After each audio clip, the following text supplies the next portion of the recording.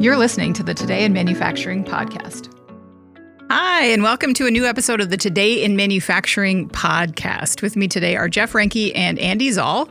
We're the editors of Manufacturing.net and IEN, and we have each 15 years of experience covering the manufacturing industry. Every week, we cover the 5 top stories in manufacturing and the implications that they have on the industry moving forward. Please make sure you like, subscribe, share the podcast. You could also help us a lot by giving the podcast a positive review on whatever platform you use. Finally, to email the podcast, you can reach any of us at Jeff, Anna, or Andy at IEN.com with email the podcast in the subject line. You can also reach David at IEN.com. He would probably love to hear from you home, sick in bed right now. We're live every Thursday, so subscribe on YouTube at IEN Magazine to get a notification. We try to start sometime in the afternoon, if that helps. Andy, thanks for coming today. Last minute, how you doing? Last minute pinch hitting. No worries. I'm good. How are you guys doing? Doing good, Jeff. I'm just a little worried about David. I knew that this was bad when he missed 2 straight softball games. Like, before it's kind of okay, maybe summer cold type thing, but man, he tried coming in today and made the right call, I think, turning around. It was good to see him, if even for a couple of seconds, because not a lot of radio silence out of him for a couple days. So he was definitely feeling it. Yeah. He's alive but sweaty and at home again. So, all right. Well, before we get started, we're gonna go to a quick word from our sponsor, Big Commerce.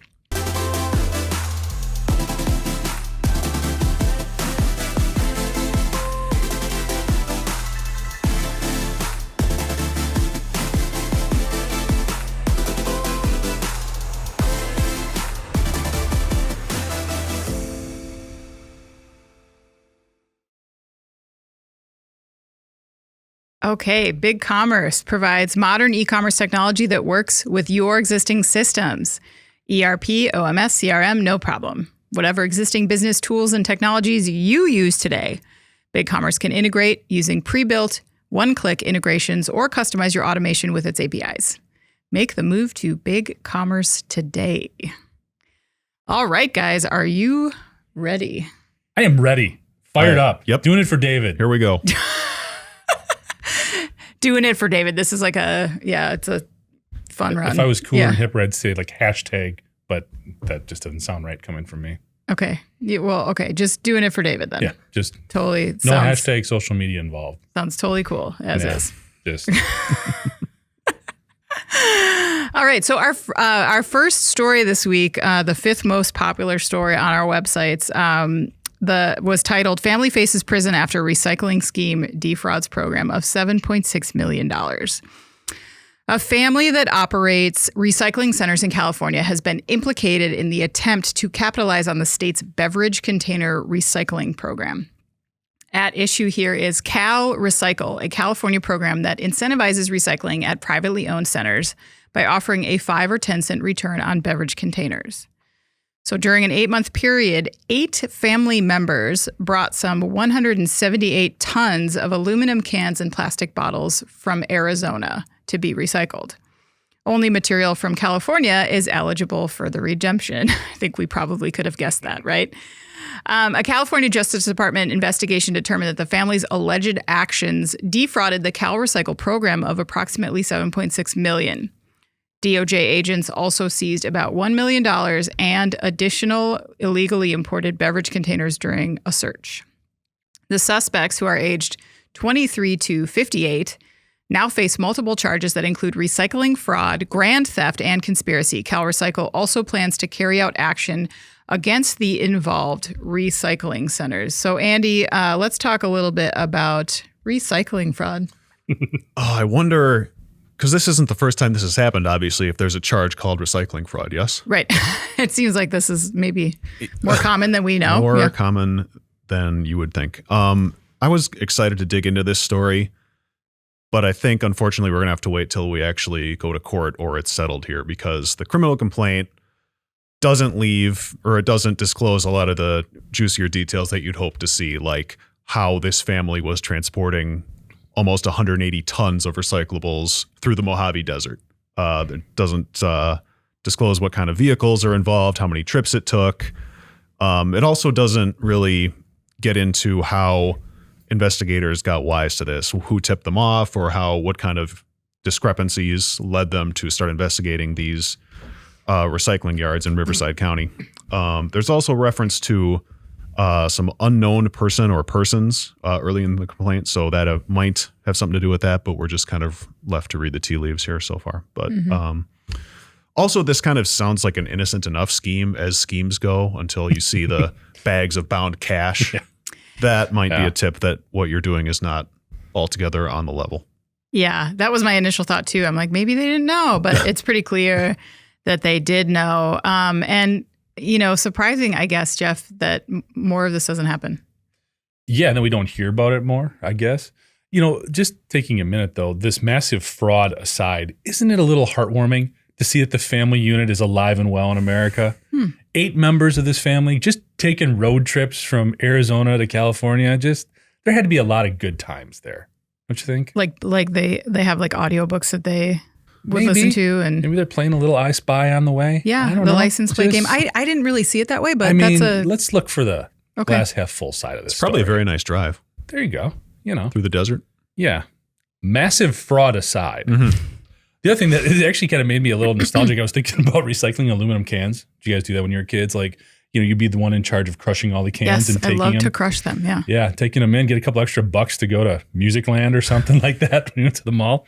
But this was obviously a much bigger scale. I mean, we've talked about aluminum and just sort of the supply chain dynamic that's been in place here for the last couple of years. I mean, we talked about craft breweries, a couple of different stories over the last month. One of the things probably 18 months ago that was really hurting some of these smaller breweries or canning facilities was they could not get enough aluminum cans. I mean, it was crazy. So you can see as the price of aluminum went up a little bit, you can see why maybe they would have been drawn to this scheme, not justifying it in any way, shape, or form, but you can see why it did finally get some attention, especially when you look at the fact that we struggle with aluminum in this country just because we don't have the bauxite, which is one of the key chemicals that's imported pretty much that was causing a lot of the supply chain issues. The other thing is we look at about 70% of the aluminum cans that we have actually come from recycled materials. So there's obviously the demand from these recycling centers. The other thing you're looking at is price. If you go in and just kind of recycle these cans on your own, you're getting about 40 cents a pound. Whereas when you look at what they were getting at 5 cents a can, that can be about $1.50 difference per pound. So there was some pretty good money to be made by ripping off Cal Recycle.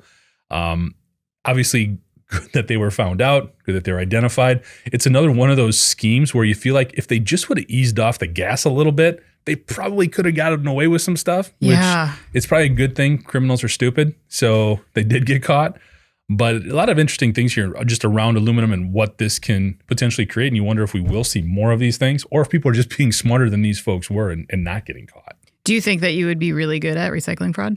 I think I could. Yeah. I think I could. Backup plan. Plus, I'd love the road trips. Obviously, I kind of let that slip. I'm kind of a big fan. So get some Funyuns and some Snapple and we're in good shape. All right. That's a haul from here to California, though. You'd have to work out something closer. Yeah. Michigan does some fun recycling stuff. That's how unknown persons get involved in these things. That's where you get tripped up. I don't have enough unknown persons. That's what I would need. No, just kidding. In a press release that was published by the state of California, Attorney General Rob Bonta was quoted as saying, California's recycling program is funded by consumers and helps protect our environment and our communities. And I think that's the important thing to remember, that schemes like this really deplete the funds from programs like these that are generated locally. Yeah. And that 5 and 10 cent, what they get back on each of those items, that's probably a surcharge that's built into the cost of those items. Typically, that's how it works in those states. So that money is supposed to be cyclical and stay in that system. And so you can really disrupt that with schemes like this. So I think you got to remember, too, that not only was this boneheaded, but like for the recycling industry, which, as you said, aluminum is a very strong candidate for recycling. A big chunk of it actually gets reused. We want to encourage people to continue to do that, not see these programs get compromised because they do improve compliance, I think. And also, I felt a little bit, I took like a sadder take on the family dynamic. It just, I know that you were, I know you were kidding. No, when I heard that there was a 23-year-old involved, it just like bummed me out, because you'd think that the elders in this family could be setting a better precedent for, this kid who's probably, I know, an adult technically, but, maybe feeling some tremendous pressure to be involved in this. Well, this isn't the type of offense that goes away either. Right. When you have these types of agencies involved, this is going to stick with them for a while. These are felony charges. I know. That's not exactly, that's like a bad record now. So do better, parents. All right. Our next most popular story is titled Roller Coaster with Big Crack Has a Second Structural Issue, inspectors say. So we just talked about the original story a couple weeks back. So we're getting an update on that. So another structural issue has been located with a large roller coaster that's been closed for weeks since a large crack in a support column was discovered. So park staff closed the Fury 325 on June 30th after a visitor pointed out the sizable crack. Within weeks, a new support column was delivered and installed. So in the process of attempting to review and approve the fix, the North Carolina Department of Labor says that it has been notified of a separate, quote, weld indication, which could be either a crack or a break. Carowinds, which is the name of the park, said it was conducting a full maintenance review of the ride while test runs are being performed. And during such reviews, said the park, it is not uncommon to discover slight weld indications in various locations of a steel superstructure. They add that these indications do not compromise the structural integrity or safety of the ride. And I would add, necessarily. I don't know that we know that yet. Inspections by the park, the engineering company, a third-party testing firm, and the Department of Labor have been ongoing. And Carowinds has said that it is changing how it inspects rides daily, including the use of drone cameras to examine areas. So, Andy, when you saw this, what was your initial reaction? Well, I wasn't here for your discussion a week or two ago, whatever it was. So you did tune in, though, right? We absolutely tuned in, always listening. It's in case you weren't, we just told you that you are. Correct. Yeah. It's difficult, or rather, I'm not sure how much of this you've already gone over with the initial story that was reported here, but I mean, just that these things are routine almost, that they're kind of downplaying this second incident. It might, it suggests to me at least that maybe they should step up their inspection game a little bit. This thing passed its annual inspection, I believe in February was the original story. And I mean, if no one recognized the initial much more serious issue, and then this apparently less serious issue is still going on despite all that attention, just might be, and I know it's difficult to, get together the manpower to do those sorts of inspections, and there was demands on governments and all that sorts of thing. But just maybe a biennial or a biennial, right? Yeah. Instead of or quarterly, something to that effect. More, yes, more. Mas. Mm-hmm. Yeah, I'm not a big roller coaster guy. So is this helping? It's not. I don't think it's hurting. But it's not helping, but it's not hurting either. I mean, did you get a chance to check out the POV of actually going on this roller coaster? I did not. I do like those videos though. I don't like when I'm personally sitting in the seat, but I'll watch the POV. Just the slow elevation I hate that. Just get there already. Man, that freaks me out. Even when watching the video. Jeff, what did you think about the Department of Labor's characterization of what it is that we're dealing with here? Well, first of all, I thought it was kind of interesting that we have a different spokesperson. Mm-hmm. The first story, we were talking about the commissioner of the Department of Labor. On this one, it's more of just a spokesperson, Meredith Watson, as opposed to the commissioner who is hiding in his office. Yeah, Josh Dobson. I mean, he was kind of all over this first story, kind of being reassuring. Yeah, we're going to look into it. Now, maybe the Department of Labor has more important things to focus on than a roller coaster, which is fine. But I just like to probe a little bit there because it just, what is going on there in terms of this ongoing investigation. The other thing that caught my attention, and maybe this is, again, me kind of looking or overthinking a situation a little bit, but they called it a weld indication. I hate these terms because just say what it is. Is it a crack? Is it a bad weld? Is something coming apart? What's going on? They had some sort of vague language in there like, it could indicate this or that. Say what it is. And this bothers me because whenever we talk about these safety stories, and we're going to have another one here coming up, and we talk about how culture can permeate throughout some of these organizations and make safety less significant than what it should be, I feel like these types of terms help with that. Yeah. They really do. As opposed to really calling it out and addressing it more quickly, we have to be, sensitive to all the different dynamics and not go too far out there in terms of we don't know exactly what it is. But using a weak term like that doesn't help really bring the sense of urgency that it should. If it's important enough to shut this down and people's lives are at risk, treat it as such, and use some stronger language anyway to make these parks, and not just these parks, any place of work, focus more on how important and how significant these things are. Not just saying, well, we shut it down, we'll figure it out, don't worry about it. No, say, look, you got a bad weld here, the thing's going to crack and fall over, fix it, call it what it is. I agree with you generally, but I think that what they're trying to do is exactly the opposite of that. They don't want to create a bunch of panic around this. And I think they're trying to say, we don't really know what this is yet. So let's just call it a weld indication and then we'll let you know. I mean, that's exactly what they're doing, though. That is what they're doing. Whether you agree or not. Yeah. I just don't think it helps. I think that's what helps create some of these weak safety cultures that I've definitely been critical of. They could have workshopped that phrase a little more. Yeah. Like, I see where you're not trying to, if it's not, I'm not an engineer, so if it's not technically a break or a crack or what have you, like, that's fine, but maybe work on that phrasing a little bit. How about weld indicator? What about unconscious uncoupling? How about a weak ass weld? Weak ass weld. There you go. Yeah. This whole thing was interesting to me because I know that when we initially talked about this story, Jeff, you and I were in agreement about how alarming it was, how quickly they were able to replace that column. So they determined that there was a problem, right? But they went right back to the exact same manufacturer that they used for the first one. They figured it out immediately, according to them. And then they had that fix there right away. Within, 7 or 8 days or something, they were starting to swap those out. And so we were both feeling like that wasn't super reassuring to us as consumers. Like, I don't think I would feel good about getting back on that ride no matter what they said. It just felt like they were maybe rushing it a little bit. And then to see this, and I know they're trying to downplay it, like, as you said, making it sound like this is routine, maybe. But if that's the case, I guess why has it been disclosed to the media?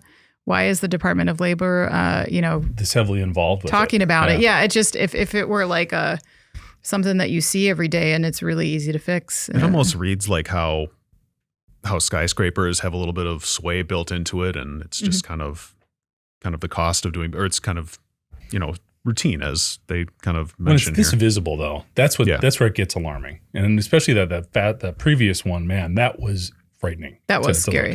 Yeah.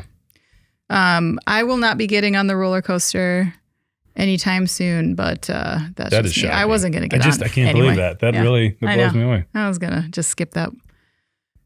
We have a comment in from Mark Waterman, who's watching us live. Thanks for tuning in today, Mark. Maybe it had been on order for weeks, perhaps, except for that I don't think they knew about the crack for weeks. And also to me, if it happened, based on it being the exact same product that was produced by the exact same manufacturer, and they figured out why the weld cracked right away. I don't know. It just seemed too quick to me, but you're right. It could be legit. I don't know. But it didn't read to me as rushed. It read much like our recycling fraud. It had not been unheard of before, which is somehow more unsettling. Well, our next story, we're going to cover another very alarming and scary safety incident. So buckle up. Crane collapse linked to company and operator with a history of safety violations. A tower crane owned by New York Crane and Equipment Corporation was recently hoisting concrete to the 36th story of a luxury high-rise when a fire broke out in the machine's cab. Flames burned through a cable holding the crane's arm in place, sending the 180-foot-long boom crashing to the ground. raining thousands of pounds of steel debris onto a busy thoroughfare. Miraculously, no one was seriously injured. That's unbelievable. The crane's owner-operator is now being scrutinized as the event has stirred alarming memories, specifically 2 of the city's most disastrous crane collapses, back-to-back incidents in 2008, where 9 people died. Both involved cranes owned by New York Crane and Equipment Corporation. Adding to that, later that year, a construction worker fell to his death while helping dismantle a crane owned by a different company. One of the 2 crane operators whose license was suspended for 8 months was Chris Van Duyn. The same man was operating the crane that caught fire Wednesday, officials said. So following the consecutive collapses 15 years ago, New York adopted a series of stringent crane requirements that go beyond those of other states, according to industry experts. Still, city leaders are expressing concern, with one city council member asking why a company with a history of injuries and fatalities on site is continuing to do business in the city of New York. One expert said that the regulations, which require multiple city-specific licenses and high insurance liability, may have had the unintended consequence of keeping new companies from entering New York's market, effectively allowing a small number of players to dominate the industry. The fire's cause is still under investigation. In the meantime, neither the crane company nor its operators have been publicly accused of wrongdoing. I think we might see more information about that come out. But so far, what are your initial thoughts on this, Jeff? So initially looking into this, I was surprised that it was just the crane operator that was being so heavily scrutinized. In these types of situations, when we see a piece of equipment malfunction, it's also the manufacturer of that equipment that draws a lot of fire. If this was the automotive side of things, if this was Ford or GM, they would be even more in the headlines than the actual crane operator. I'm not trying to give them a free pass in any way, shape, or form. They need to be held just as accountable as anybody else. But when you look at these previous incidents here, as well as some other crane disasters around the world, one of the common denominators is the manufacturer of these cranes. This is a Favco crane, okay? This company has been indicated in a number of issues with crane malfunctions, accidents, whatever you want to say. The other thing they've come out and they've said is a high-ranking official told CBS New York that the preliminary cause of the fire is hydraulic fluid that leaked onto a hot plate near the engine of the crane. So they are saying that the incident appears accidental, no suspected criminality.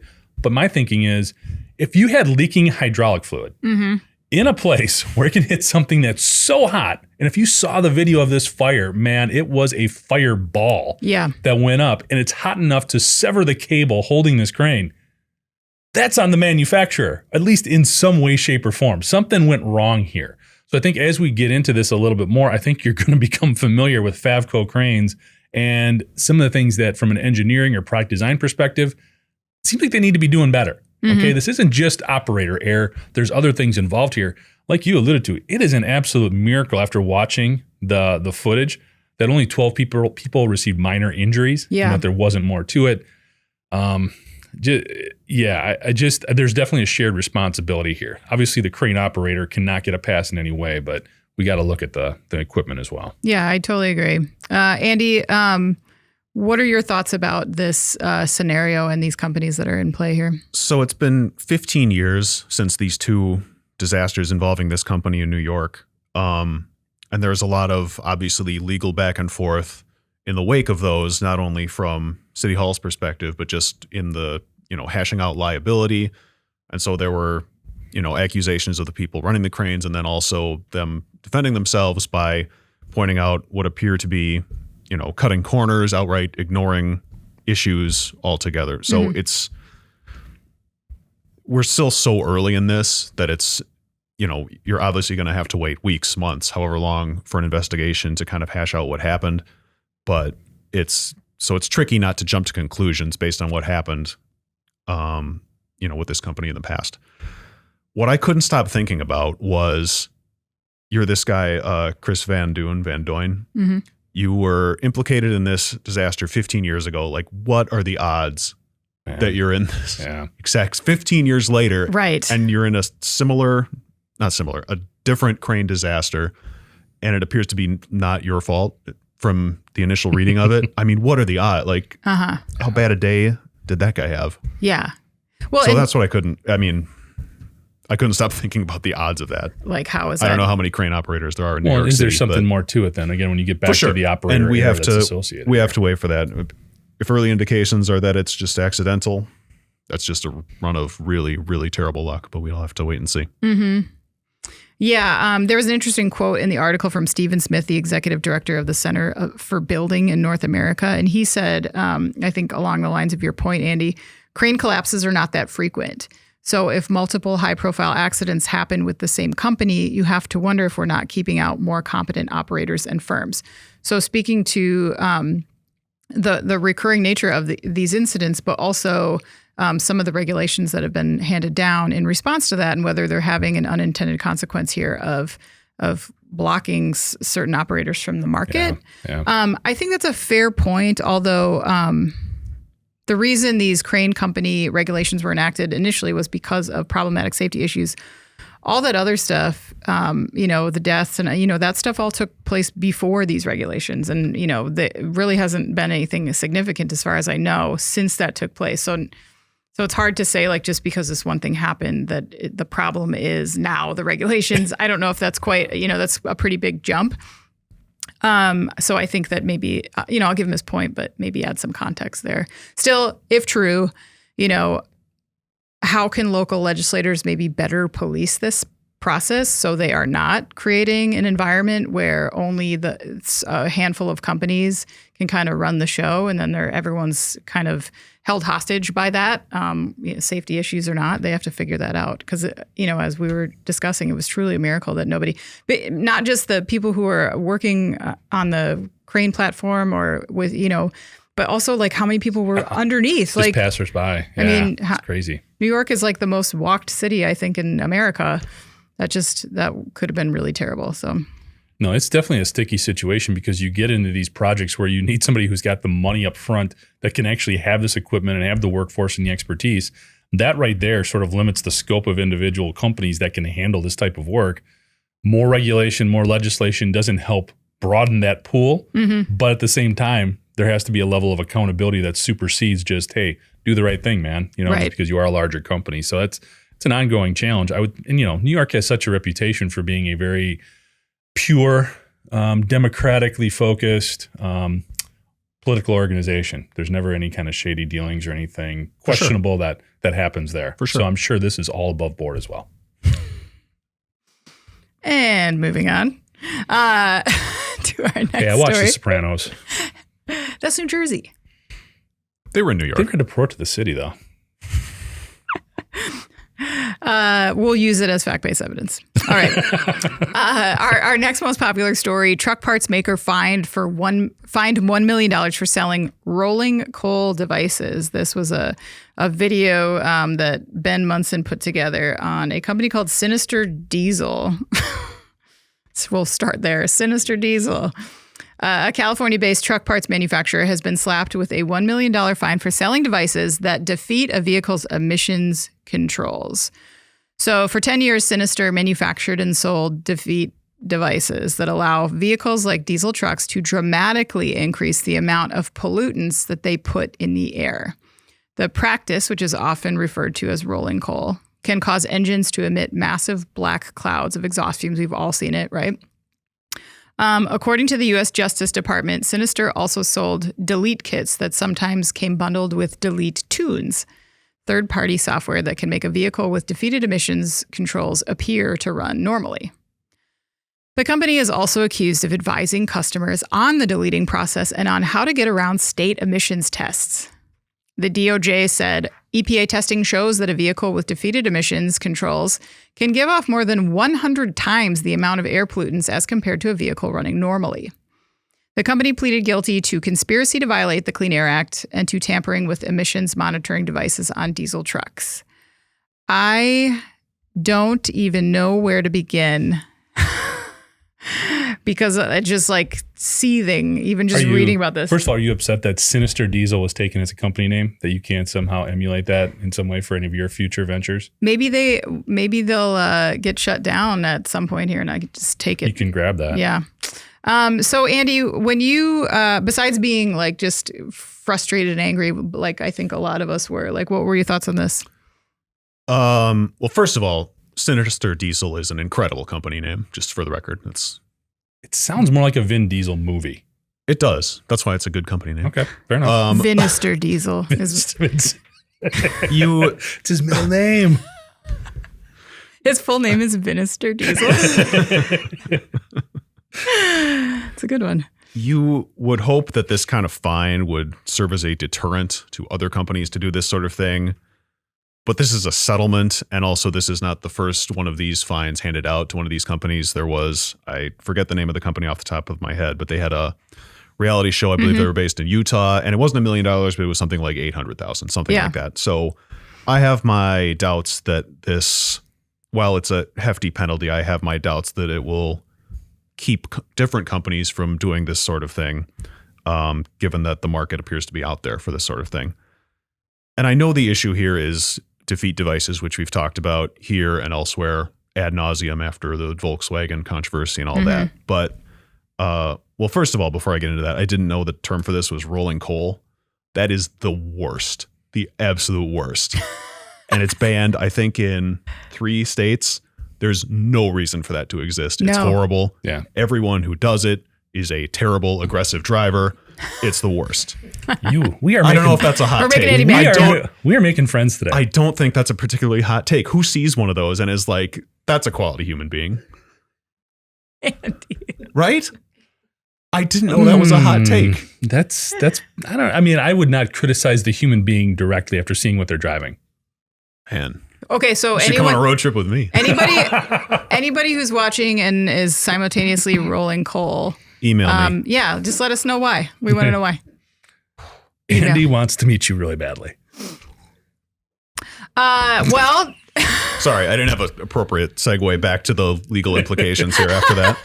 See, and I thought I was going to come out aggressive here, but I can't really top that. Jeff, top it. Try to top it.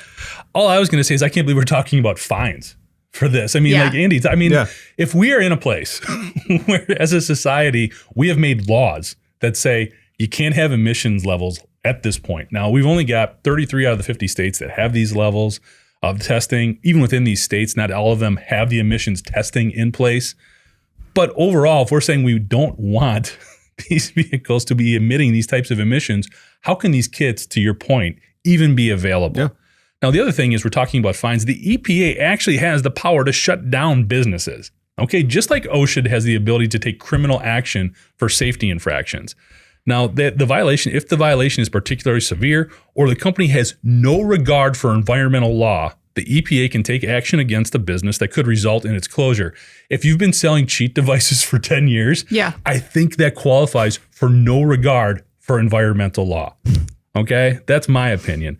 The other thing that's really kind of frustrating is I can go to BigDaddyDiesel.com right now and buy one of these cheat devices for $1,300. And that's like the base model. Mm-hmm. The fact that all of these things are out there, if we're making laws against them, how are they even available? How can people, and I know why it is, it's for people who are doing tuners. There's a lot of people who still want to do diesel hot rods, and a lot of these cheat devices actually help them improve their MPGs and actually make the car perform better. Sans emissions concerns, okay? So that's why they're there. But if we're, like I said, if we're going to take this approach and we're going to make things illegal, don't even make them available. Make it illegal to sell. Go after some of these companies and these kits and just make it a universal approach. That's how we're going to enact change here.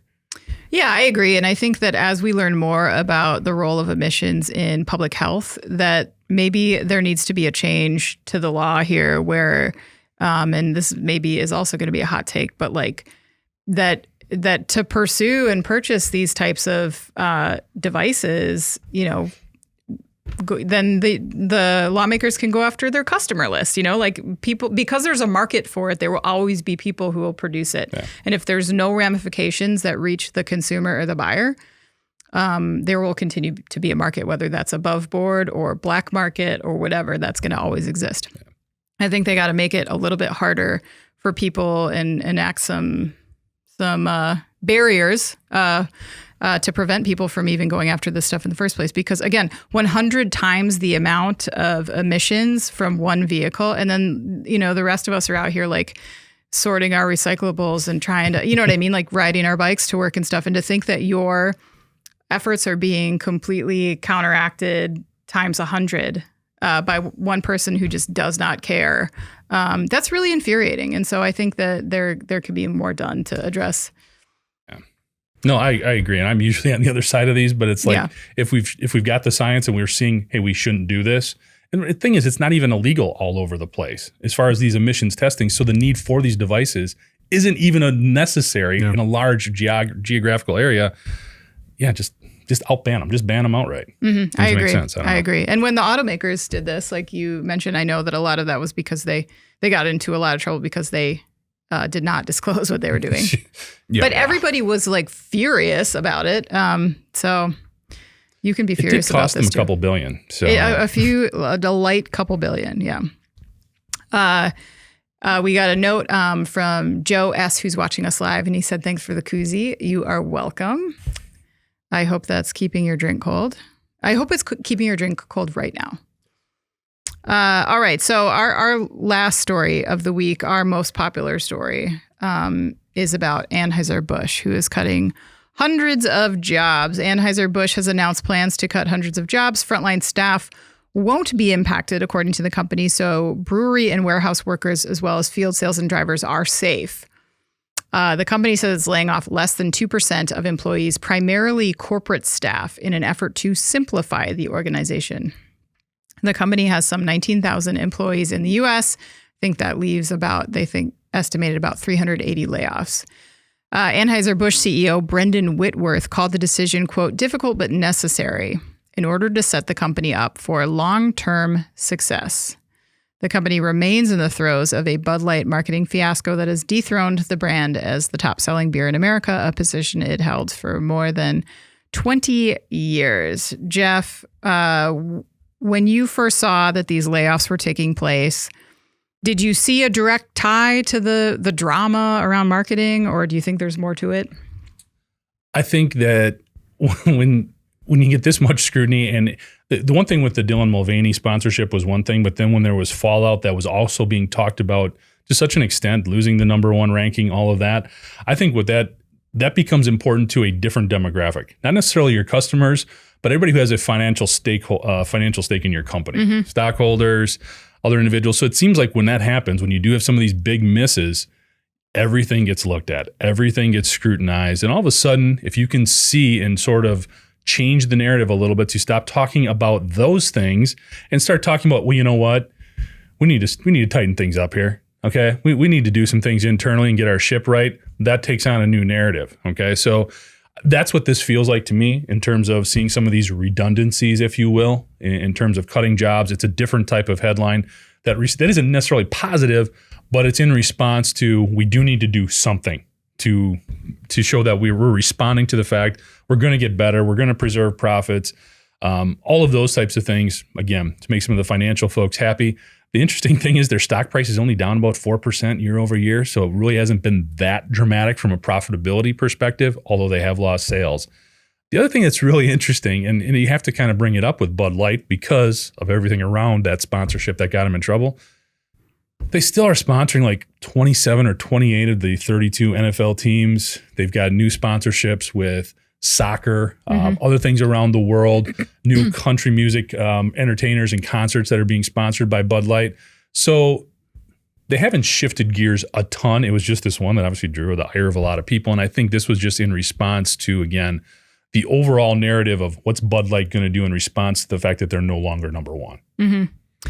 Yeah, I think you make some good points around because the being dethroned news was so heavily reported that I do think there was this suggestion or implication that Bud Light was somehow in free fall. Right. And you're right. They needed to do something to kind of like, nope, here we're stopping you right there. Here's what we're doing.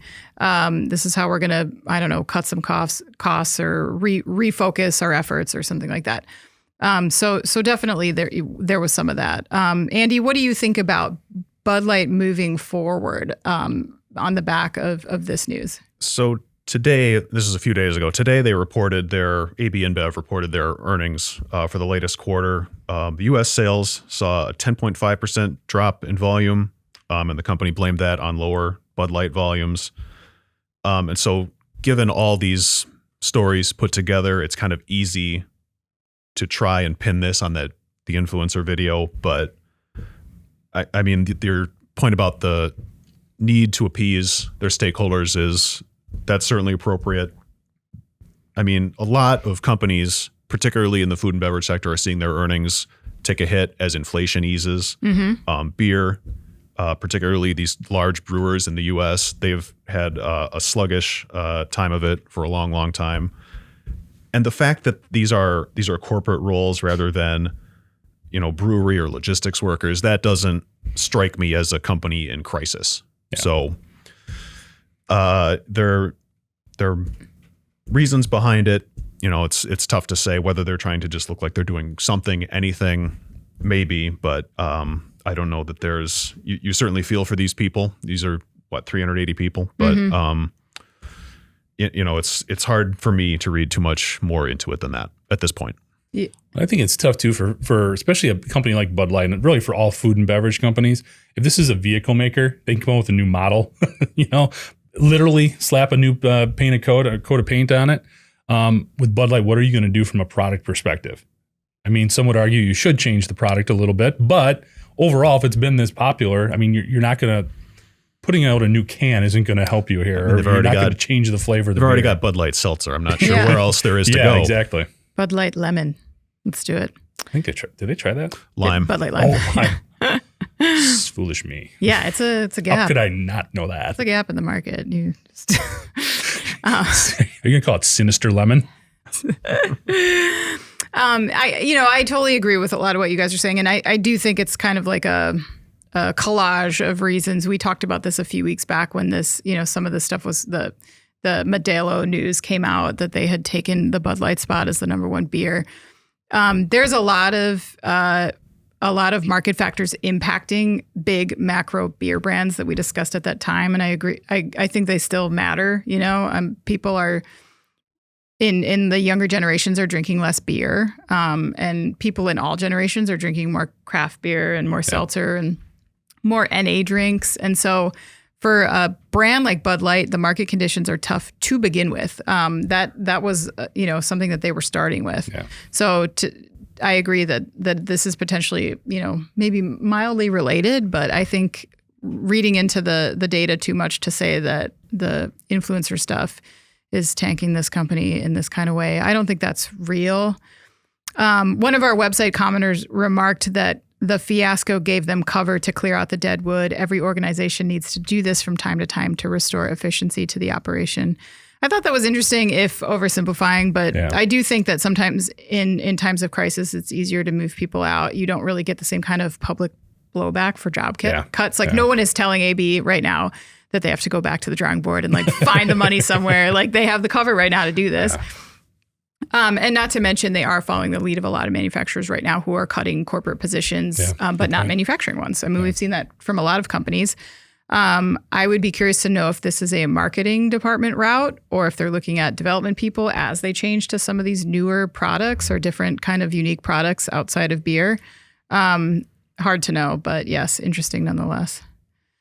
All right. So before we move on to our final segment, which is In Case You Missed It, the stories that were less popular, but so important. So important, and you shouldn't have missed them. We have another word from our sponsor, BigCommerce.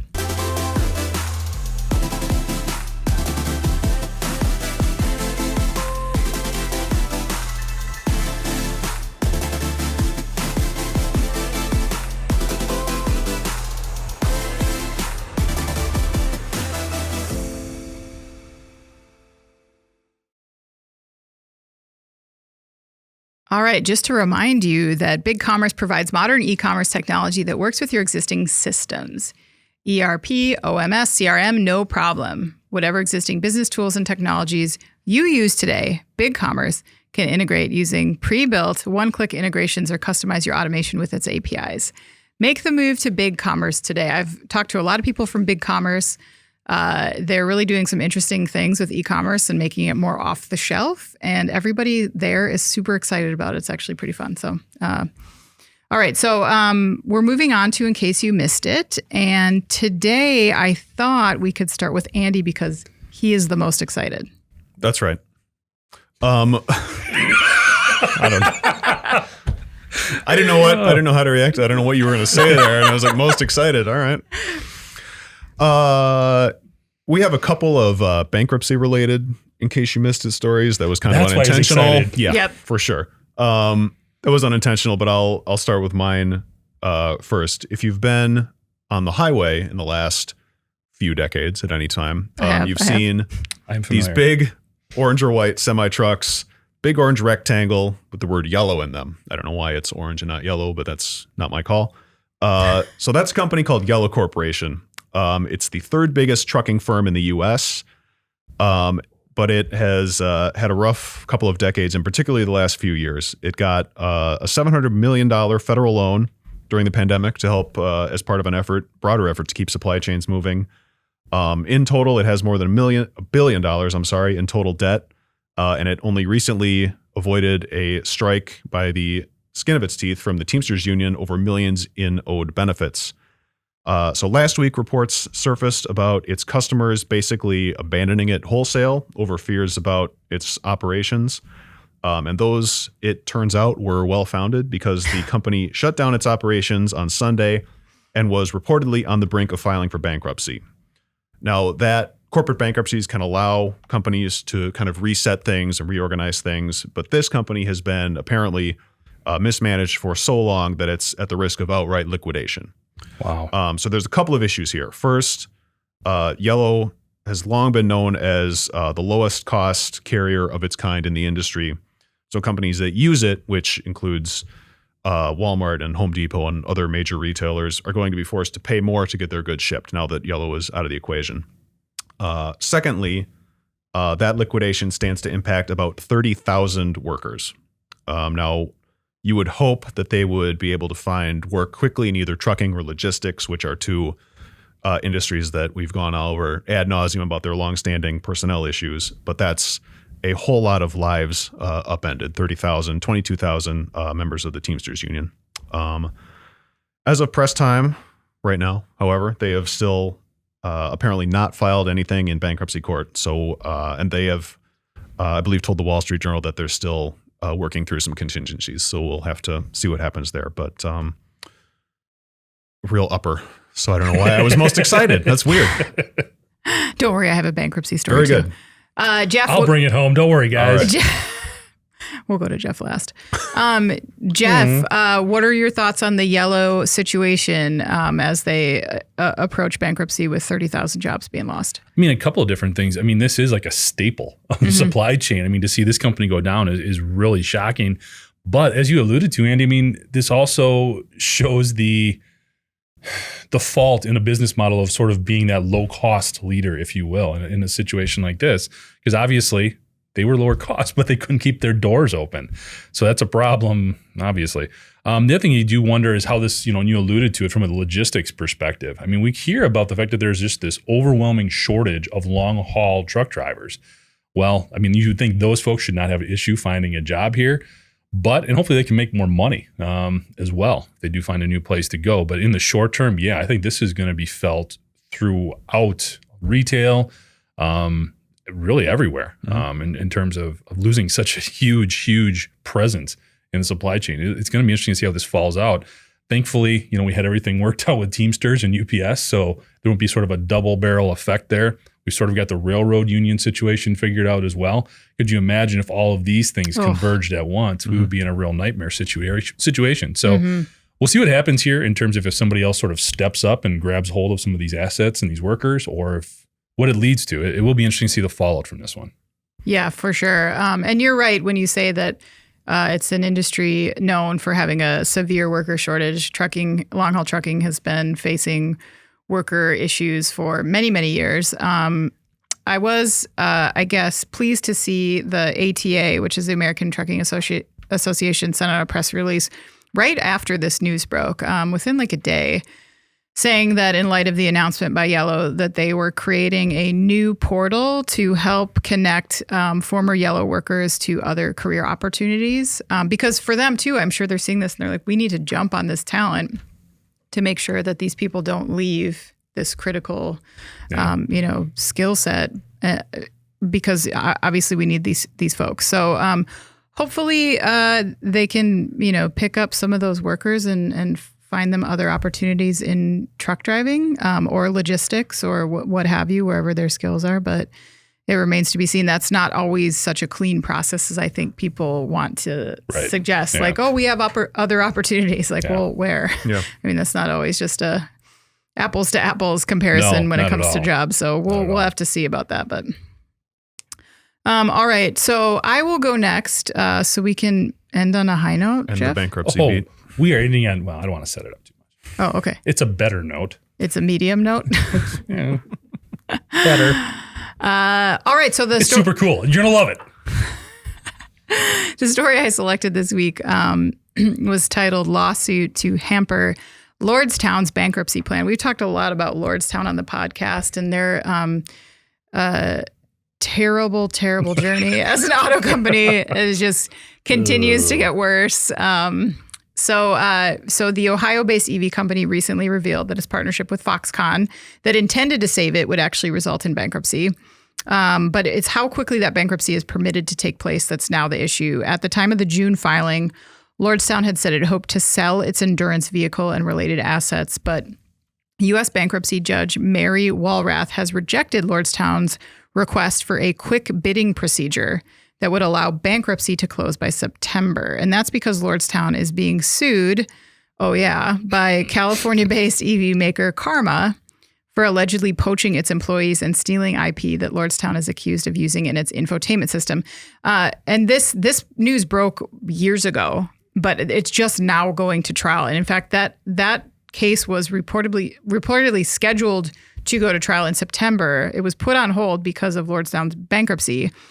And now Judge Walrath is saying that that Lordstown has to wait because they're like, she said the critical issue in this case is whether the debtors own the property that they want to sell. She also added that the September deadline, quote, and this was harsh but fair, appears to be designed solely to get this done before a Karma decision can be made in the California litigation. She did not see through this one bit. So I thought this was an interesting development in the story because, our podcast panel debated recently whether anything of value was left at Lordstown that could get picked up at auction or maybe even by a legacy automaker. And now I think any of those companies would be super hard pressed to get involved here, right? I mean, interestingly, the judge pointed to the cash reserves that Lordstown has as evidence that they could stay afloat long enough to wait this out. So they're going to have to burn through even more money before they're even allowed to pull the plug, essentially, and try to sell some assets. But by then, those assets might not even belong to them. They might have, it's not looking good for them to even be able to preserve any of the value that they have left. So I think we might have seen the last of Lordstown. Yeah, Andy, I think TAPS is beginning to play here. What do you think? I was going to ask, first of all, I was going to ask what Karma was hoping to get out of a bankrupt company, but apparently that's been answered because they have some cash lying around still somehow. But I was also like, was there ever any other outcome here? Like, well, one of the this was always nothing proceeds as it's supposed to with this company. No. Why should its bankruptcy proceeding be anything different? Well, I was the one who was optimistic. I thought another car company would potentially be interested in the IP. But at this point, even if that's the case, Lordstown as an entity with this type of lawsuit, if it's got, because correct me if I'm wrong, but isn't Karma coming after saying they stole people? People too, yeah. And was it some intellectual property as well? Yeah. So that IP may not even be theirs to sell once this hits. So this is one of those, again, we've talked about this. We wanted this to work so badly. And at every turn, it just was not meant to be. Such a good story in theory. It was. And remember when like that GM plant closed and then everyone was like, yay, a new automaker is going to buy it. And then it just was even worse. Yeah. All right. Well, Jeff, where you at with this medium temper story here? Let's hear it. Well, it's hard to make a car, as we've discussed. We have. But maybe not so tough or getting easier or simpler to make an automated electric crop duster. Because the FAA recently approved an automated electric crop duster for commercial use. So Pika, it's a manufacturer of large-scale automated electric aircraft for crop protection and cargo transport, has received FAA approval to operate its Pelican spray aircraft for crop protection commercially nationwide. So the basic gist here is it's a smaller plane. It's obviously unmanned, so you don't need a pilot in there. And it's also got a lot of built-in efficiencies around it. So not only is it smaller, potentially more affordable, but it's already in operation in farms kind of in Central America. It can carry up to 540 pounds of liquid spray, and it's also much more efficient. It can be more targeted in terms of where it drops the pesticide, so it's releasing less of it than you would with a traditional crop duster. So it just seems like another one of these advancements when we look at the important role that farmers and agriculture play in our society around the world. This is another way to bring technology a little bit closer to more widespread use. Again, you don't need to fire your pilot's license. You don't need to hire a pilot. So potentially, even though it's a huge investment initially in something like this, and it's not for, a 100-acre dairy farm, it is for a larger scale application. The fact that it does remove some of those costs, levels the playing field a little bit, and also is better in terms of less chemical being used, less fuel being used. These are all positive advancements that I think it's great to see. Again, when the application is something we all use every day, food. Yeah, so, I think it's a great combination of application and technology. Yeah, I agree, and you say that it's more for large operations, and I largely agree. But don't you think, as a service, this could be utilized for smaller farms because they already contract that out? It's not like they have their own planes. I think that's a really interesting option for some of those rural areas that they're kind of sharing resources there. And again, being more targeted with the application of this, because we know that rampant wild pesticide spraying is not doing us any favors, right? So, Andy, what do you think about the plane? I mean, we've talked about technology like this before. This is always crop dusting drones, if that's the term they want to use or not. That's always kind of been considered one of the first potential applications for autonomous aircraft, mostly because there's going to be a market for it, but also just because they're flying in less crowded areas, generally speaking. So it's good to see, and you would think it would just get more efficient and less expensive as we move along here. Yeah, I would think so. All right, so we're about wrapping up here, but I think we got some time here for a couple final thoughts. Andy, is your final thought? Thank God it's over. No, this was a fun one. Oh, okay. Sometimes you made lots of friends. Sometimes, yeah. We'll see what my email looks like when we're done. I'll be less excited. Andy@ien.com. That's right. No, it was fun. This was a good one. I feel like we'll see. Thanks for coming. Of course. I struggle with the final thought more than I probably should because I know it's just kind of a final thought. My wife makes fun of me all the time. Why'd you have such a weak final thought? Oh, yeah. I did come up with one kind though. Of a bully. I was hanging out with my in-laws this weekend, and we heard like a podcast ad or something, and they were talking about how every podcast voice has the same cadence to it.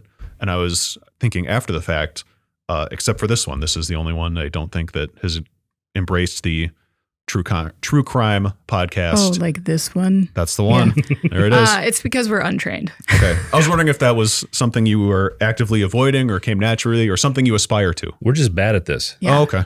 No one told us how to do that, so we're not going to do it. I think we should blame it on the producers. They're right. Thanks, guys. They're listening. They're in the room. So anyway, I don't know if that's a compliment or an insult, but I thought it was noteworthy. I'll take it as both. There you go. You got it.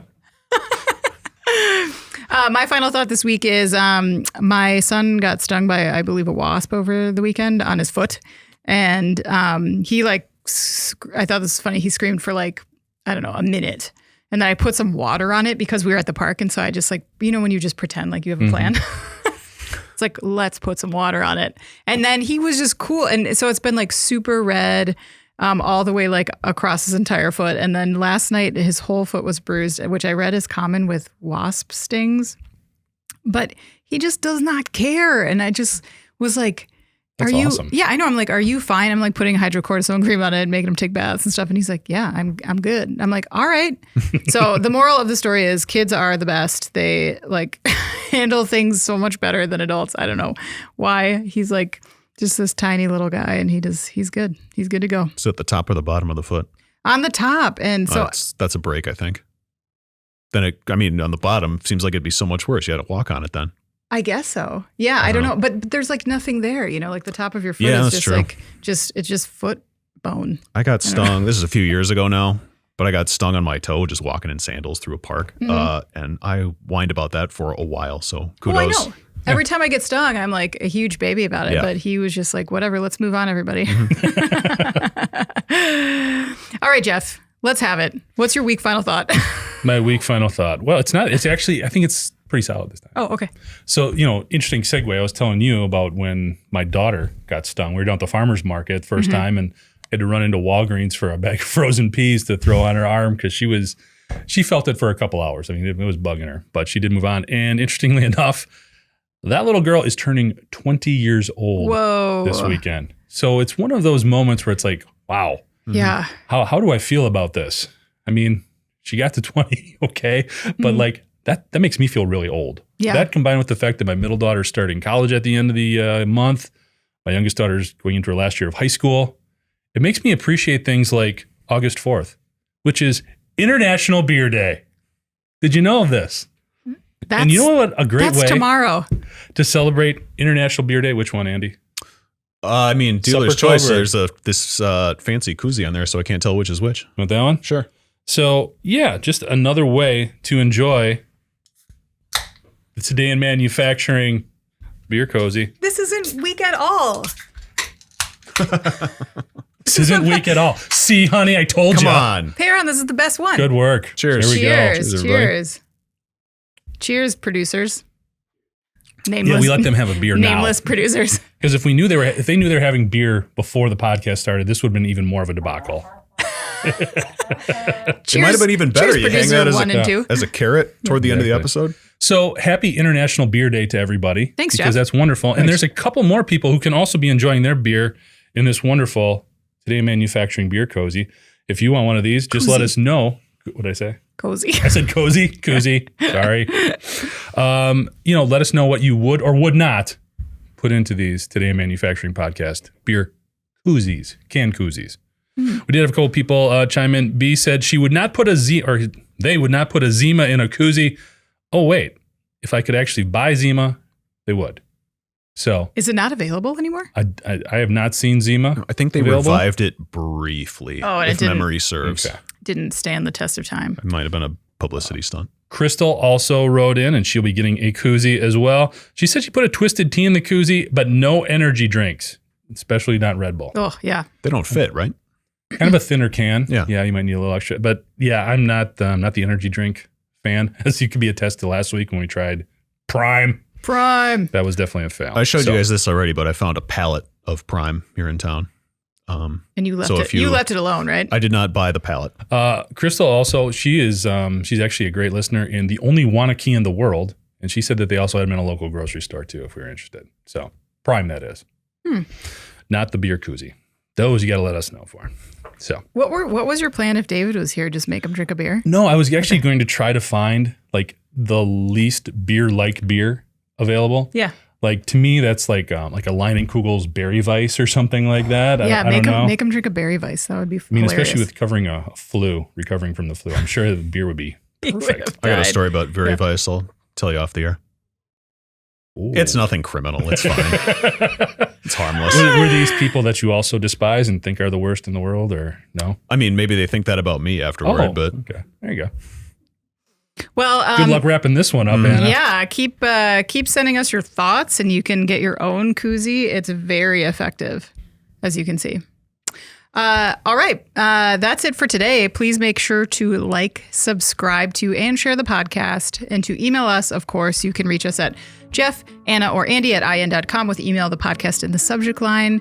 Please subscribe to our daily and weekly e-newsletters and like us on YouTube. That's important. We'll show up whenever we want on YouTube. So for Jeff and Andy, I'm Anna, and for David. Get well, David. Remotely. Get well soon. We'll see you guys next week. Thank you for listening to the Today in Manufacturing podcast.